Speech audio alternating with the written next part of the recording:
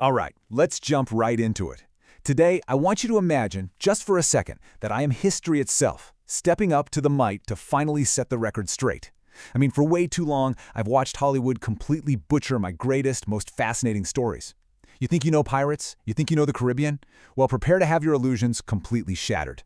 With a bit of sarcasm, a healthy dose of exasperation, and some hard, undeniable facts, we're going to see that the reality of the golden age of piracy is, honestly, far wilder, way more ironic, and surprisingly more organized than any ridiculous movie script could ever hope to capture. Okay, let's dive into this. We all know the whole Hollywood myth, right? The guy with the parrot on his shoulder, way too much eyeliner, staggering around with that bizarre forced accent, constantly hunting for a buried treasure map with a big red X on it.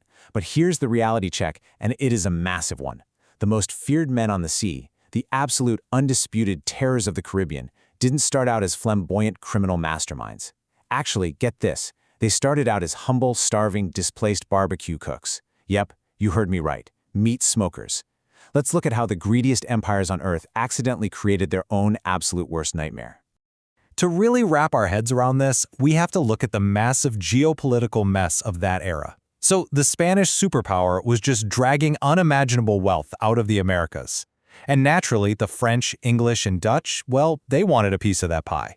By 1625, you had this small, ragged group of mostly French settlers just trying to survive on the shores of Hispaniola. They weren't robbing anybody. They were literally just hunting wild pigs and cattle in the jungle to get by. But the Spanish governors were deeply paranoid about any foreign competition whatsoever, so they violently drove these impoverished hunters off the land. By 1630, stranded on the rocky island of Tortuga, starving and absolutely furious, these outcasts realized something pretty profound. Look, if the Spanish wouldn't let them hunt animals, they'd just hunt Spanish treasure ships instead. And that perfectly brings us to one of the most terrifying words in all of naval history: buccaneer. I mean, it sounds incredibly frightening, right? Just strikes absolute fear into the hearts of sailors. Well, historically, it literally just translates to the ones who smoke meat. You see, they used these wooden frames called boucans to slow smoke their wild game. So, speaking as history, it brings me an immense amount of sarcastic joy to tell you that the mighty, seemingly invincible empires of Europe were brought to their knees by a heavily armed coalition of angry barbecue enthusiasts. Once they fortified Tortuga, these outcasts boldly branded themselves the Brethren of the Coast, and, well, the sea would never be the same. Section 1, The Thieves' Democracy and the Laws of the Sea. Now, what's really interesting about this slide is we're talking about outlaws, thieves, and murderers, right?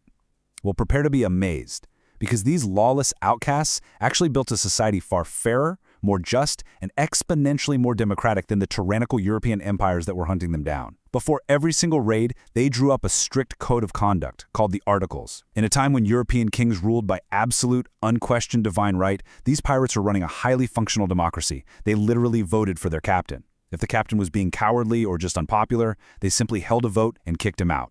And if you betrayed the crew, you weren't just yelled at, you were completely cut off and marooned on a desert island. So, out of absolute chaos, they built a society of strict order.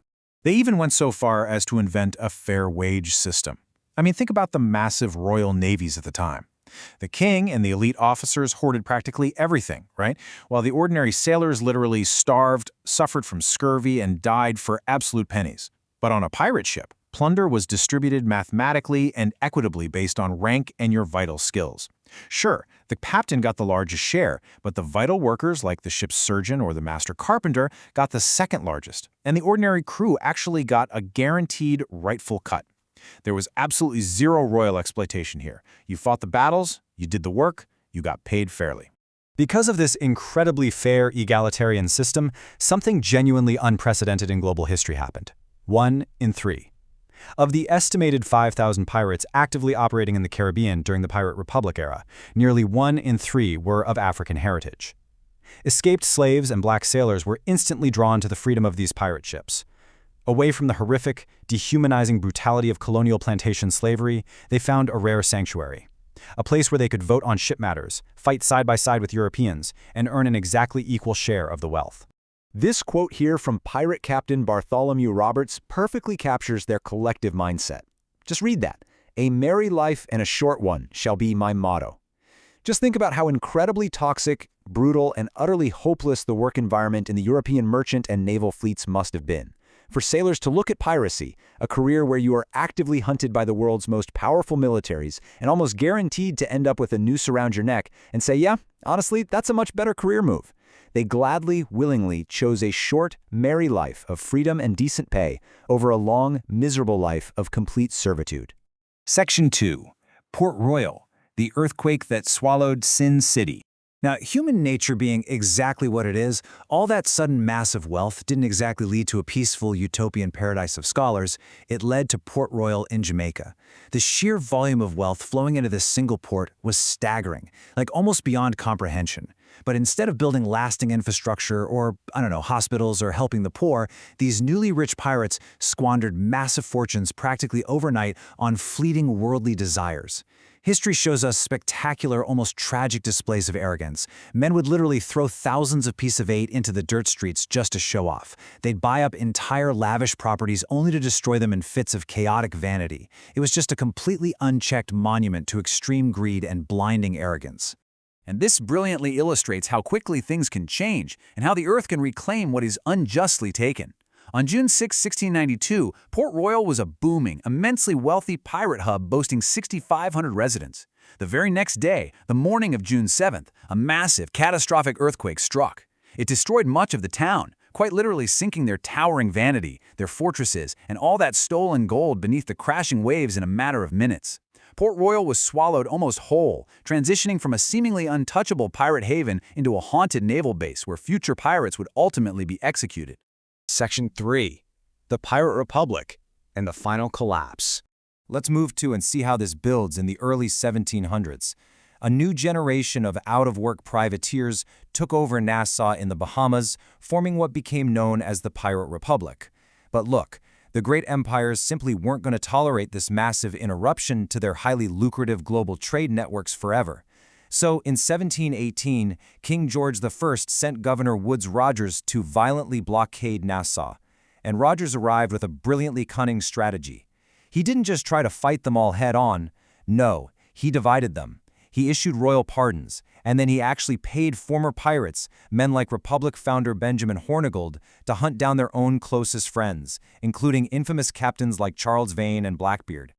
The hammer of justice fell incredibly hard, 500. Between 1716 and 1726, approximately 500 pirates were executed. Their bodies were systematically hung in iron chains on small islands at the entrances of harbors, just a gruesome, undeniable warning to any passing ships. The great, terrifying captains were hunted down to the very last man. Calico Jack? Hanged. Charles Vane? Hanged. Blackbeard fought to the bitter, bloody end and ultimately fell in chaotic combat. The so-called Golden Age of piracy was permanently violently crushed by the overwhelming unified resources of the European naval forces. So, speaking to you as history itself, what is my final verdict on these legends? Did they routinely make their enemies walk the plank? No. There is zero credible historical evidence to ever support that. Did they all talk with bizarre, forced theatrical accents? Absolutely not. But what they actually did is far more fascinating than any fiction. They created unprecedented democratic voting systems, instituted guaranteed fair pay, successfully integrated crews across racial lines during a really grim era of mass global slavery, and lived a brutal, highly violent reality just trying to survive on the fringes of a world that deeply wanted them dead. Which brings me to a final, profound question for you to ponder. Knowing what you know now about their complex codes of conduct, their strictly enforced voting rights, and their desperate fight against tyrannical global empires, do these outlaws deserve to be remembered only as the bloodthirsty thieves the Royal Navies painted them as? Or should history remember them as some of the first, true, organized rebels to build a surprisingly democratic, egalitarian society in a deeply, deeply unjust world? Think about that carefully the next time you see a pirate on a movie screen. Thanks for joining me on this explainer, and I will catch you in the next one.